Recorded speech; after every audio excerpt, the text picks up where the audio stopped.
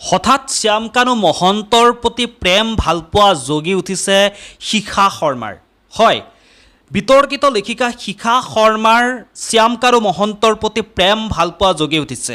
শ্যামকানু মহন্ত জুবিন গাৰ্গৰ ঘটনাৰ মূল অভিযুক্ত হৈছে এইজন শ্যামকানু মহন্ত, যি শ্যামকানু মহন্ত বৰ্তমান সময়ত জেলৰ ভিতৰত থাকিবলগীয়া হৈছে। সেই শ্যামকানু মহন্তৰ প্ৰতি প্ৰেম ভাৱ জাগি উঠিছে এইজনী শিখা শৰ্মাৰ। মূল কথাখিনি মই আপোনালোকক জনাম। আচলতে শিখা শৰ্মাই বাৰে বাৰে এই শ্যামকানু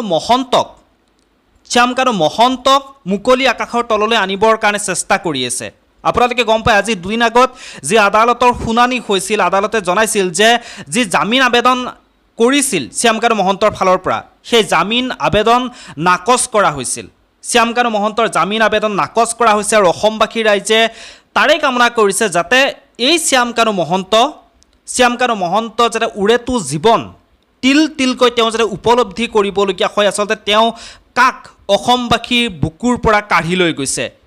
জুবিন গাৰ্গৰ সত্তাটোক হেৰাই যোৱাৰ কাৰণে, জুবিন গাৰ্গক শেষ কৰি দিয়াৰ কাৰণে মূল অভিযুক্ত বৰ্তমান সময়ত শ্যামকানু মহন্ত, সেয়া সকলোৱে গম পায়। গতিকে এই শ্যামকানু মহন্তৰ শাস্তি কেনেকুৱা হ'ব লাগে সেয়া অসমবাসীৰ ৰাইজে সকলোৱে কল্পনা কৰিছে, ভগৱানৰ ওচৰত প্ৰাৰ্থনা কৰিছে যাতে তিল তিলকৈ, যিদৰে প্ৰত্যেকজন অসমীয়াই তিল তিলকৈ জুবিন গাৰ্গক হেৰুৱাই কান্দিছে, প্ৰত্যেকজনৰ হিয়াই যিদৰে উচুপি উঠিছে জুবিন গাৰ্গক হেৰুৱাই, আৰু সেইদৰে এই শ্যামকানু মহন্তই যাতে মিনিটে মিনিটে তেওঁ যাতে উপলব্ধি কৰিবলগীয়া হয় আচলতে তেওঁ কাক শেষ কৰি দিছে। এতিয়া মই আপোনালোকক ক'ব বিচাৰিছোঁ মূল কথাখিনি। এইগৰাকী হৈছে শিখা শৰ্মা। এই শিখা শৰ্মাৰ কেনেকৈ প্ৰেম ভাৱ জগি উঠিছে শ্যামকানু মহন্তৰ প্ৰতি, আৰু শ্যামকানু মহন্তক কিদৰে মুকলি আকাশৰ তললৈ আনিবৰ কাৰণে চেষ্টা কৰিছে শিখা শৰ্মাই, আপোনালোকে জানি আচৰিত হৈ পৰিব। যিহেতু শিখা শৰ্মাই তেওঁ যিসমূহ লিখনি লিখে সেই লিখনিসমূহ লৈ খুব বিতৰ্ক চলি থাকে। বিতৰ্কিত শিখা শৰ্মা বুলি ক'লেও ভুল নহয়, বিতৰ্কিত লেখিকা শিখা শৰ্মা। জুবিন গাৰ্গৰ ঘটনাটোৰ পিছতেই এই শিখা শৰ্মাই বহু কথা লিখিছিল সামাজিক মাধ্যমত।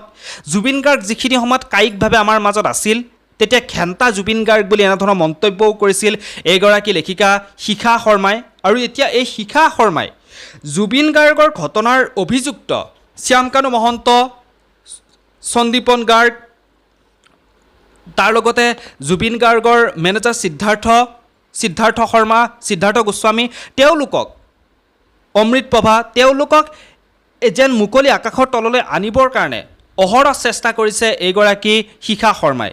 শিখা শৰ্মাই সামাজিক মাধ্যমত এনেকুৱা এটা বিশেষ পোষ্ট লিখিছে, যি পোষ্টে বৰ্তমান সময়ত কিন্তু ভাবিবলৈ বাধ্য কৰাইছে যে আচলতে শিখা শৰ্মা আৰু শ্যামকানু মহন্তৰ মাজত এনেকুৱা কি সম্পৰ্ক আছে যাৰ বাবে শিখা শৰ্মাই শ্যামকানু মহন্তক সম্পূৰ্ণৰূপে দুখমুক্ত বুলি ক'ব বিচাৰিছে। জুবিন গাৰ্গৰ ঘটনাটোৰ লগত এই শ্যামকানু মহন্ত নৰ্থ ইষ্ট ফেষ্টিভেলৰ যোনে আয়োজন কৰে শ্যামকানু মহন্ত, সেই শ্যামকানু মহন্তৰ যেন কোনো লিংলাঙেই নাই। যে নৰ্থ ইষ্ট ফেষ্টিভেলৰ এই শ্যামকানু মহন্তই নৰ্থ ইষ্ট ফেষ্টিভেল যোনে আয়োজন কৰে শ্যামকানু মহন্তৰ জুবিন গাৰ্গক হত্যাৰ ঘটনাটোৰ লগত যেন কোনো লিংলাঙেই নাই, এনেধৰণৰ মন্তব্য কৰিব বিচাৰিছে এক প্ৰকাৰ শিখা শৰ্মাই। কি লিখিছে শিখা শৰ্মাই সেই মন্তব্যখিনি মই আপোনালোকক শুনাই আছোঁ, সেই মন্তব্যখিনি আপোনালোকে এবাৰ ভালকৈ শুনক। শিখা শৰ্মাই সামাজিক মাধ্যমত লিখিছে এইদৰে, শ্যামকানুৰ জামিন হ'ব।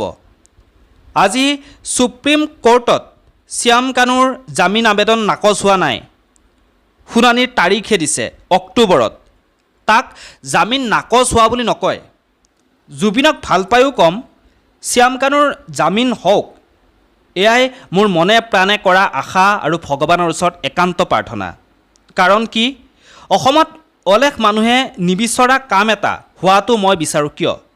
কাৰণ শ্যামকানু মোৰ দেশৰ মানুহ, শ্যামকানু মোৰ ৰাজ্যৰ মানুহ, শ্যামকানু মোৰ খিলঞ্জীয়া ভাই, শ্যামকানু মোৰ স্বধৰ্মৰ মানুহ।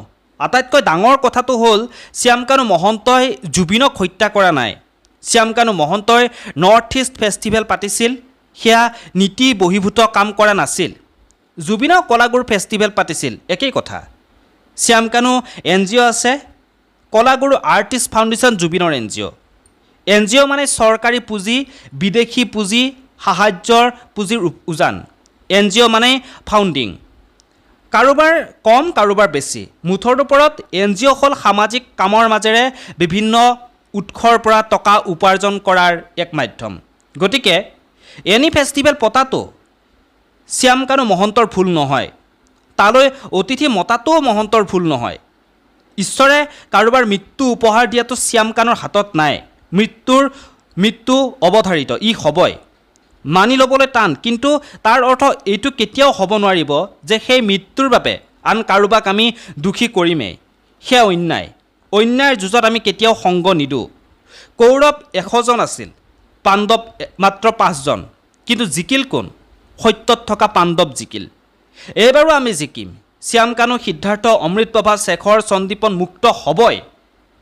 অসমত এনে এটা পৰিৱেশ গঢ়ি উঠিছে যে এই 5 জন লোকক যিকোনো প্ৰকাৰে ফাঁচি দিবলৈ ৰাস্তা যেন মুকলি কৰি আছে, কিন্তু কাৰোবাৰ অন্তিম বিচাৰ কৰিবলৈ আদালত কোন? শেষ বিচাৰ সদায় ভগৱানে কৰে। সেইবাবে হয়তো গুৱাহাটী হাইকোৰ্টত নাকচ হ'ল শ্যামকানুৰ জামিন, আৰু ভগৱানৰ কৃপাতেই হয়তো জামিন আবেদন এইবাৰ সুপ্ৰিম কোৰ্ট পালেগৈ। আৱেগৰ বতাহজাকে সুপ্ৰিম কোৰ্ট কঁপাব নোৱাৰে। দিল্লীত আৱেগ নাখাতে, গতিকে দিল্লীক লৈ আমি আশাবাদী।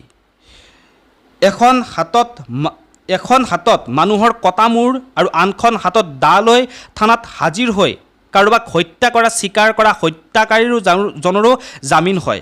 শ্যামকানু জানো তেনে হত্যাকাৰী? নে শ্যামকানুৱে নাবালক কাৰোবাক ছিংগাপুৰলৈ লৈ গৈ অচিন ঠাইত সেই নাবালকক অকলে এৰি দি দায়িত্ব নল'লে? অৱহেলাত কোনে মৰে? নাবালক, অতিশয় বৃদ্ধ মানুহ, বিচনাত পৰি থকা ৰোগী, এইসকলহে অৱহেলাত মৰে। বাকীবোৰ মানুহে নিজৰ দায়িত্ব নিজেই ল'ব লাগিব। এইখন পৃথিৱীত কোনো মানুহে আন কাৰো দায়িত্ব ল'ব নোৱাৰে। গতিকে শ্যামকানুৰ অৱহেলাৰ বাবে 54 বছৰীয়া জুবিনৰ মৃত্যু হ'ল বুলি শ্যামকানুক দোষী সাব্যস্ত কৰিব নোৱাৰিব। এনেধৰণৰ বিভিন্ন কথাবোৰ লিখিছে শিখা শৰ্মাই। মই সম্পূৰ্ণখিনি পঢ়ি দিয়াটো অসম্ভৱ, কাৰণ বহু দীঘলীয়াকৈ লিখিছে।